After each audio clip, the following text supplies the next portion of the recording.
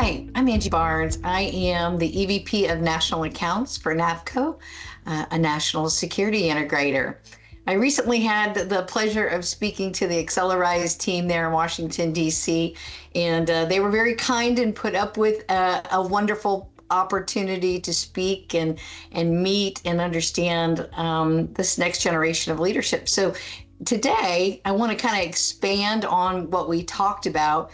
I call it the tales of an impatient sales lady. And people always ask me, why is impatience important in sales? For me, impatience and urgency are one and the same. So one of the goals in once you're prospecting and working to establish a rapport and a relationship, you want to get people excited about what you're going to be talking about. And some of that is creating that urgency to hear more. And so impatience is key. And it's important that, again, you don't strike that as, slowing down or not slowing down. It's more of an impatience in the sense that you really want to create excitement around whatever it is you're talking about. People want to get excited about what you're selling, what you're presenting. They want to be something at the end that they can feel like this is something they want to embrace. So impatience, one of the stories I told at Accelerize was the fact that my largest account for the company and one of the accounts that we have as a company is Starbucks. And it took 5 years for me to get my first meeting with the Starbucks team.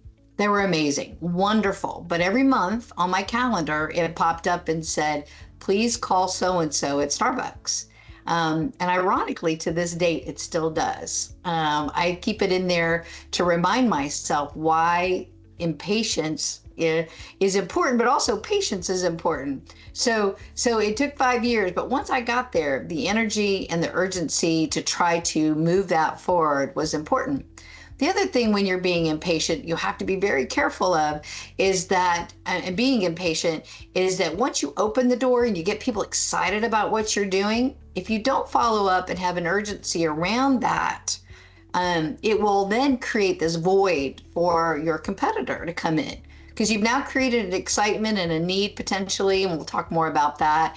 And once you've done that, and if you don't follow up or stay on top of it, then all of a sudden the next guy comes knocking on the door and says, hey, let's talk about this. And they go, oh, I've been wanting to talk more about that. So remember, impatience and urgency are critical because you want them to know and understand that you are interested in what they want, but also in the timing they need, right? The last thing you want to do is create something that somebody wants and then not follow up on it. So I would say impatience is critical for sales.